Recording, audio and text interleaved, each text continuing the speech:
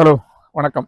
இன்னைக்கு நான் என்ன சொல்ல போறேன் அப்படின்னு சொன்னா, ஸ்டீவன் கோவே அவர்கள் எழுதின 7 habits of highly effective people அப்படிங்கிற அந்த புக்ல நான் படிச்ச ஒரு விஷயத்தை உங்களோட ஷேர் பண்ணிக்கலாம் அப்படின்னு நினைக்கிறேன். அதுல ஒரு ஒரு ஒரு கதை ஒன்று நரேட் பண்ணியிருந்தாரு. ரொம்ப அழகாகவும் இருந்தது, எனக்கு பிடிச்சிருந்தது. அதனால உங்ககிட்ட ஷேர் பண்ணலாம் அப்படின்னு நினைக்கிறேன். ஒரு இமேஜினேஷன் தான், இதை நீங்க இமேஜின் பண்ணிக்கோங்க. இப்போ நம்ம ஒரு க்ரௌட்ல நடந்துகிட்டு இருக்கிறோம்.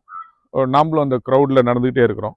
அப்படி நடந்துகிட்டே இருக்கும்போது கொஞ்ச நேரம் சென்று நம்மளை ரியலைஸ் பண்ணி பார்த்தோம் அப்படின்னு சொன்னா, அது ஒரு ஃபியூனரல். அந்த ஃபியூனரல்ல நாம நடந்துகிட்டு இருக்கிறோம்.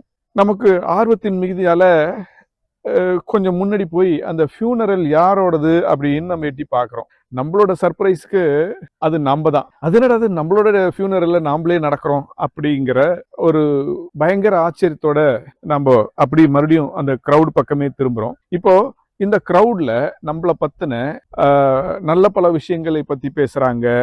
நம்மளுடைய பிஹேவியர் எப்படி இருந்தது, நம்மளை பத்தின கெட்ட விஷயங்களையும் பேசுறாங்க. ஆனா இங்கதான் உங்களுக்கான அசைன்மெண்ட் ஸ்டார்ட் ஆக போகுது. என்னன்னா, இப்ப நம்ம ஒரு பிட் ஆஃப் பேப்பர் எடுத்து இப்போ நம்மளோட ஃபியூனரல்ல நம்மளை பத்தி யார் யார் என்னென்ன பேசிக்கிறாங்க. அப்போ அது நிச்சயமா அதுல பல விஷயங்கள் நல்ல விஷயங்களும் இருக்கும். நான் முன்னாடி சொன்ன மாதிரி சில விஷயங்கள் கெட்ட விஷயங்களாகவும் இருக்கு. அப்போ ஆனா உண்மையா அவர்கள் மக்கள் நம்மளை எப்படி எக்ஸ்பீரியன்ஸ் பண்ணாங்களோ அந்த விஷயங்களை பேசிக்கும் போது அந்த மாதிரி விஷயங்களை நம்ம கவனிச்சோம் அப்படின்னு சொன்னா அந்த விஷயங்கள் தான் நம்மளுடைய ஒரிஜினல் கேரக்டர், நம்மளுடைய ஆட்டிடியூட் டுவர்ட்ஸ் லைஃப் அப்படிங்கிறதும் அப்படித்தான் இருந்திருக்குது அப்படின்னு நாம கிட்டத்தட்ட நம்ம யார், நம்மளோட ஆட்டிடியூட் என்ன, நம்ம பிஹேவியர் என்ன அப்படிங்கிறத கணிச்சிடலாம் அப்படின்னு தான் அந்த விஷயத்தின் மூலம் நமக்கு அந்த ஸ்டீவன் கோவே அப்படிங்கிறவங்க கன்வே பண்ண நினைச்சாங்க. ஆக நான் என்ன சொல்றேன் அப்படின்னு சொன்னா, இந்த உலகத்தில் நாம வாழ்ந்ததுக்கான இம்ப்ரின்ஸ் ஏதாவது நம்ம விட்டுட்டு போகணும். சும்மாங்காட்டி நம்ம ஏதோ வாழ்ந்தோம் இருந்தோம் அப்படின்னு போகாம, இந்த உலகத்தில் எல்லா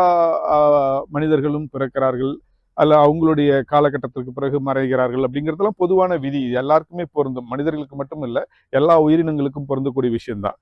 பட் இருந்தாலும் கூட நாம் வாழ்ந்ததற்கான சில அடையாளங்களை நம்ம இங்கே விட்டு செல்லணும். அது என்னவா இருக்க முடியும் அப்படின்னு சொன்னா, நம்மளுடைய கேரக்டரிஸ்டிக்ஸ், நம்மளுடைய பிஹேவியர், இந்த மாதிரி விஷயங்கள் தான் இருக்க முடியும்.